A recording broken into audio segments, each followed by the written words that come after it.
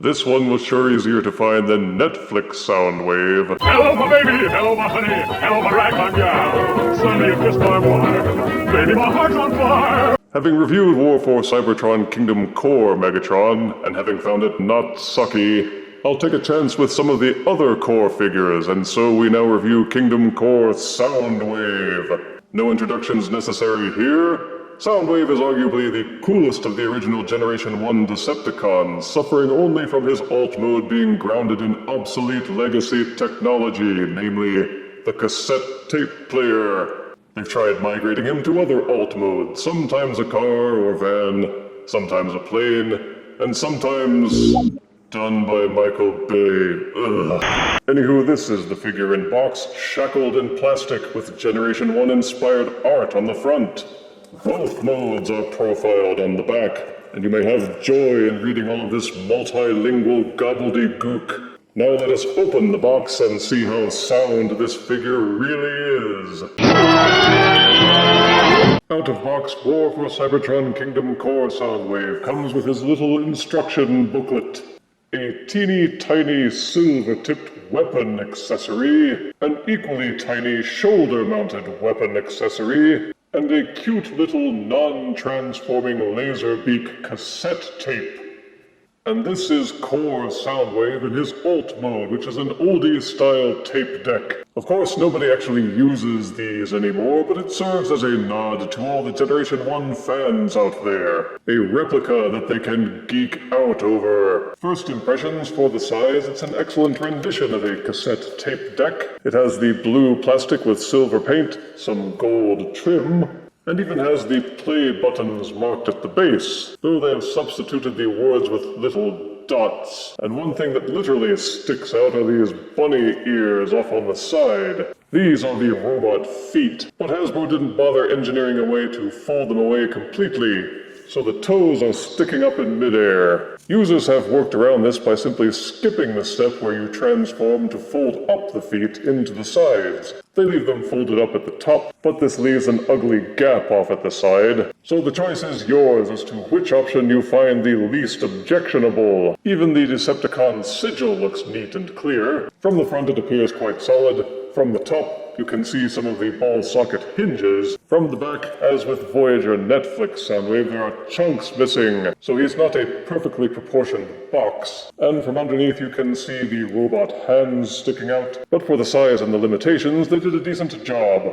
of folding the robot up into a solid-feeling box. There's no rattling, and he holds together quite well. For features, you can pry open the hatch at the front and insert the Laserbeak cassette tape accessory. They even sculpted detail onto the tape and added some silver and some red paint, but only on one side. Simply pop the tape into the hatch and reclose.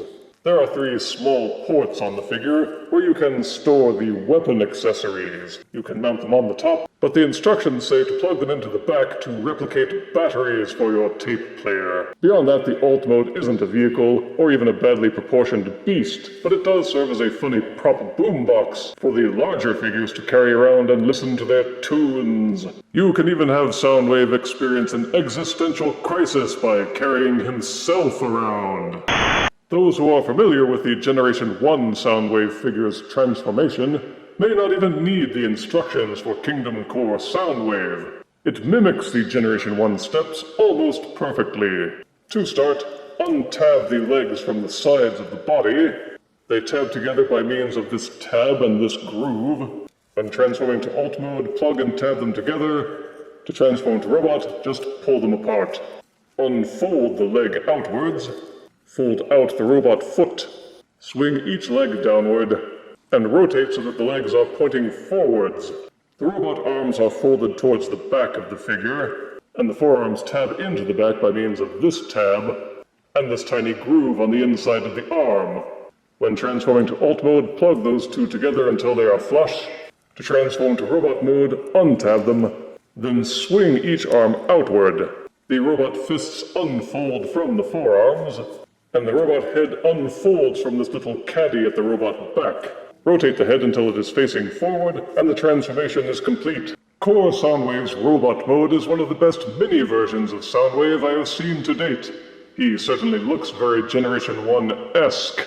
There are some details that are less crisp, simply because the figure is so small, but it still hits most of the classic bullet points. The play button underpants, speakers for the legs, the tape deck chest, and his red-eyed visor with imposing faceplate. The button to open the chest is molded in, but doesn't actually do anything. There was no room for any spring-loaded mechanisms, so you can only pry open the chest to insert and remove the cassette. The paint applications were done very neatly. Nothing appears to be drippy or to have spilled anywhere. Even the finer details, like on the shoulders. He looks mostly solid from the front. All the hollow bits have been carved and gouged out of the back, including these hollow portions in the forearms, a little divot dug out of the back of his head, and these cavities left by folding out the feet. Either of the weapon accessories can be plugged into either one of the robot hands, and of course you are meant to take the shoulder-mounted cannon and plug it into the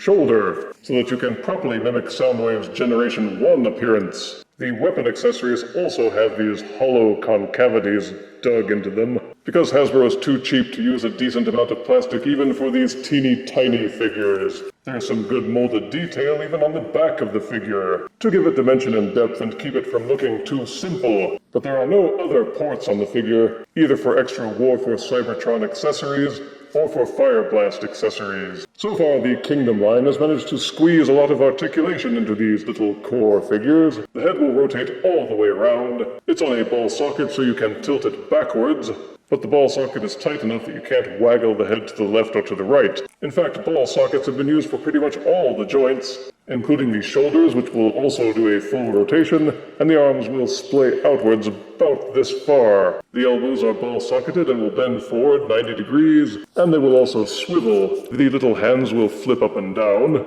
One of the only things missing is a waist rotation, which is odd because it looks like they could have fitted in. The play button underpants will flip upwards, which is a good thing because otherwise the legs would not be able to kick forwards. Soundwave has this plate at the back of his butt, which prevents any backwards leg rotation, but each leg will splay outwards, and there's a mushroom peg on the thighs which will allow each leg to spin. Each knee will bend backwards about 90 degrees, and also bend forwards 90 degrees. The feet are ball socketed as well, which means they should be able to tilt left or right and forwards and backwards, except they don't.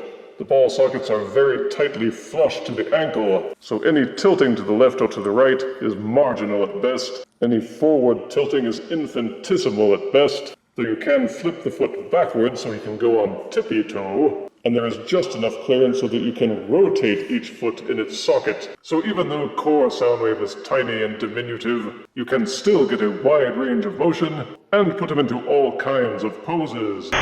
And in case you are wondering, yes, you can still put him into his lamppost mode. Rotate the head and push the head back into his little cavity, flip back the hands, rotate them backwards at the shoulders, and tab the forearms into the back.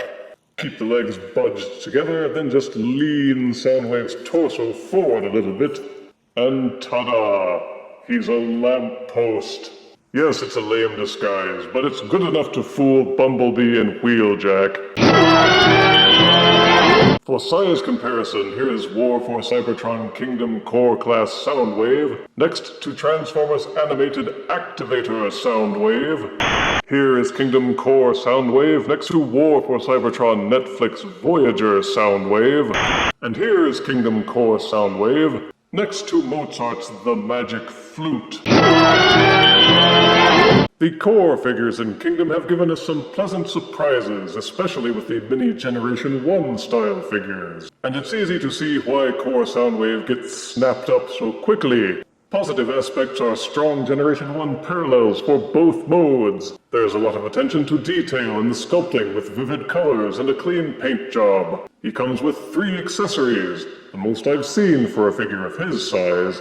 And it was neat that they threw in the opening chest gimmick, even though they didn't have to. He's got at least as much articulation as any deluxe, and even more than some Voyager figures. And whether as a robot or a tape player, he's sure to tickle your Generation 1 fancy, and it makes a fun prop that larger figures can carry. Negatives are that the feet are so tight they won't move in any direction except to flip backwards or rotate in place. You're never sure what to do with the feet in alt mode. There are several hollow portions, and it feels kind of cheap that the weapons are hollow as well. The accessories feel like they'd be easy to lose, especially the tape accessories, so keep a close eye on them. The missing waist rotation is disappointing because it looks like they could have added it with just a little more effort, but if you haven't gotten any core figures yet, you may want to pick up Soundwave just for fun. I give War for Cybertron Kingdom Core Soundwave 8 out of 10 deaths. How does that sound? If you refuse me, honey, you lose me, then you'll be left alone. Oh, baby, tell them all, and tell me I'm your own.